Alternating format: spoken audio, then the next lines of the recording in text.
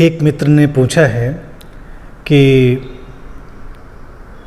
जनमानस में कई सारी ऐसी चीज़ें चलती हैं कि कोई ख़ास मंत्र पाठ पढ़ने से उनको धन की उपलब्धि होती है, धन वर्षा जैसे शब्दों का उपयोग करते हैं, या सुरक्षा होती है, या बीमारियों से बचाव होता है, आपदाओं से बचाव होता है तमाम। और ये किसी एक पंथ या धर्म में सीमित नहीं है, अलग अलग मज़हबों में, धर्मों में उनकी अपनी अलग अलग मान्यताएं हैं। तो मित्र पूछते हैं कि इस पर आप क्या कहेंगे। ये जो बातें पूछी हैं ना, देखिए ये किसी एक मज़हब में सीमित नहीं है, ये बात बिल्कुल ठीक लिखी है तुमने। हिंदुओं के अपने मान्यताएं हैं, मुस्लिमों की अपनी मान्यताएं हैं, ईसाइयों की या जो भी समुदाय होंगे। कोई कहेगा बाइबल पढ़ने से होता है, तो कोई कहेगा कुरान पढ़ने से होता है, आयतें होंगी तो इन आयतों से जादू होगा, तो कोई कांड, कोई चालीसा, तो कोई मंत्र, तो कुछ न कुछ हर तरफ चल रहा है। लेकिन इनकी जो मूल भावना क्या है, इसको हमें समझना चाहिए।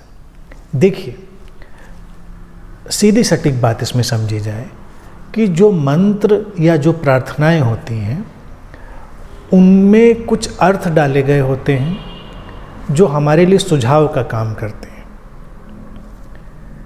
वो ऐसे जादुई नहीं है कि उनके उपयोग से अचानक तुम्हारे ऊपर कोई धन कहीं से बरसने लग जाएगा या तुम कोई बुलेट प्रूफ शील्ड तुम्हारे ऊपर आ जाएगी, ऐसा कुछ नहीं होने वाला। हाँ, उनके सुझावों को ग्रहण करने से मन सशक्त हो सकता है और सशक्त मन फिर जीवन में बहुत कुछ कर सकता है, तो वहाँ पर इनका उपयोग हो जाता है। इनकी उपयोगिता इसलिए शून्य है, हम कभी थोड़ी बुद्धि का उपयोग करें।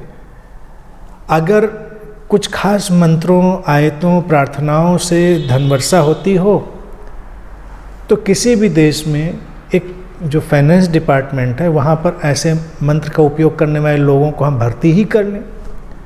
फिर हम इतनी मारामारी क्यों करें बजट की और तमाम संसाधनों को जुटाने की। एक ग्रुप, एक समूह जो इसमें कुशल है, वो बस केवल उनका उपयोग करता है और धन वर्षा हो जाती है। जैसे एक कोई सज्जन हुआ करते थे, मैंने उनके बारे में पढ़ा है, तो वो उन्होंने सिद्धि कर रखी थी। वो कहते थे कि वो रोज़ सुबह उनके तकिए के नीचे असरफियाँ रख जाती है, कोई एंटिटी, ऐसी परिकल्पना। अब उनसे पूछा जाए कि अगर ऐसी वाली कोई सिद्धि असरफियाँ रखने वाली, तो फिर असरफियों की वर्षा कराओ। और अगर हमारे देश में ऐसे जानने वाले लोग थे ऐसी विद्याओं को, तो हमारा देश गरीब क्यों रह गया? क्यों गरीब रह गया? हम ये प्रश्न नहीं पूछते। भाई, अगर हम नहीं जानते हैं मंत्र, कोई कहेगा नहीं तुमको पूरी कला नहीं पता, तुमको उसका पूरा विधान नहीं पता, तुम्हारे अंदर पूरी निष्ठा नहीं। हमारे अंदर नहीं, लेकिन जो कह रहा था उसके अंदर तो थी, तो उसने ऐसा क्यों नहीं कर लिया? फिर सुरक्षा की बात अगर देखी जाए कि तुम्हें सुरक्षा मिल जाएगी, ऐसे कवच हैं, ऐसी चीज़ें हैं, तो कवच जैसे कोई बुलेट प्रूफ चीज़ हो गई उनके पास। तो हर देश में, क्योंकि हर मजहब में ऐसी कोई ना कोई बात है, कोई एक ही आध मजहब में नहीं कि हिंदुओं में है तो मुस्लिमों में नहीं, मुस्लिमों में है तो ईसाइयों में नहीं, ईसाइयों में है तो उसमें नहीं। अपने अपने रूप में सब में कोई ना कोई चीज़ है ऐसी। तो कल्पना करो अगर ऐसा हो, बिल्कुल पक्के तौर से प्रमाणित हो चुका होता, तो हर देश की सेना में एक डिपार्टमेंट ऐसा ज़रूर होता जहाँ पर ये सब कवच पैदा करने वाले लोग होते। ज़रूरत क्यों पड़ती हमको तमाम ऐसे संसाधनों की? हमने पैदा कर दिया।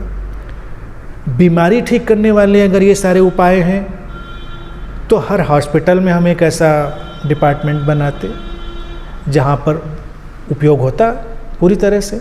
पर्चे में एक प्रिस्क्रिप्शन ये भी लिख दिया जाता, लेकिन नहीं हुआ। लोग कहेंगे कि विज्ञान नहीं मानता है इन बातों को, इसलिए वो इन चीज़ों को इनकार करता है। ऐसी बात नहीं है।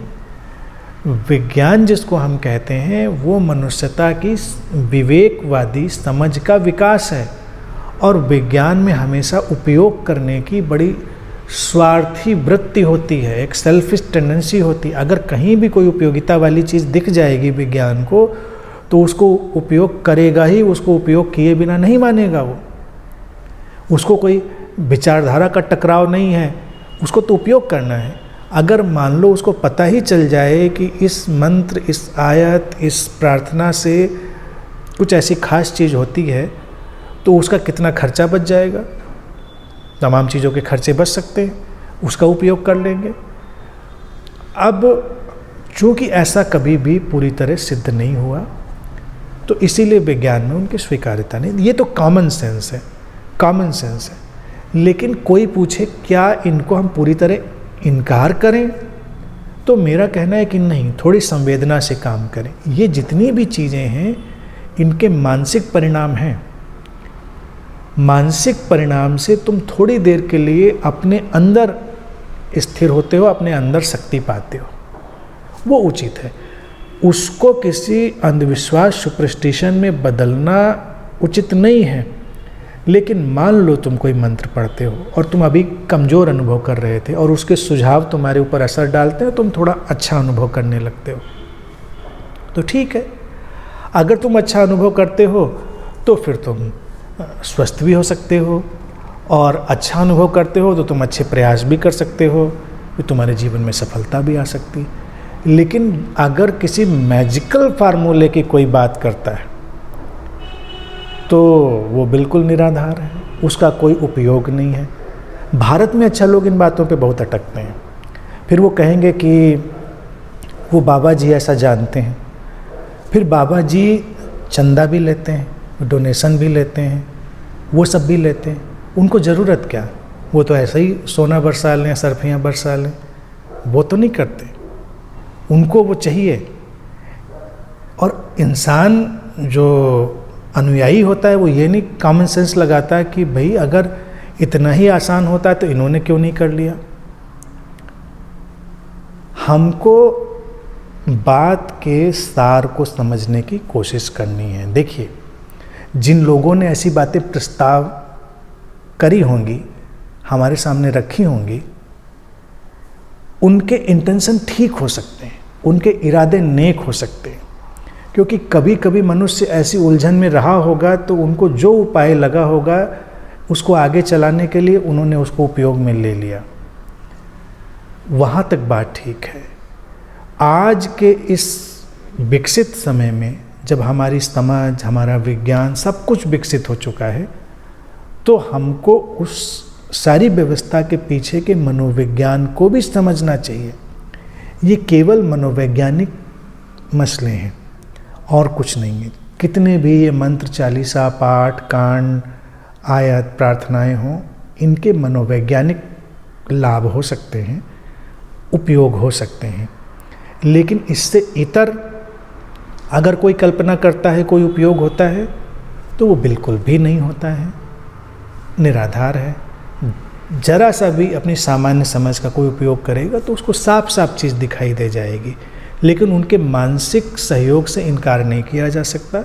तो हम मानसिक सहयोग के लिए उपयोग करें, बस उतना पर्याप्त है। उससे आगे जाएंगे तो फिर आगे खाई है, दलदल है, उसमें आदमी उलझता और गिरता चला जाएगा। उससे सावधान रहना है।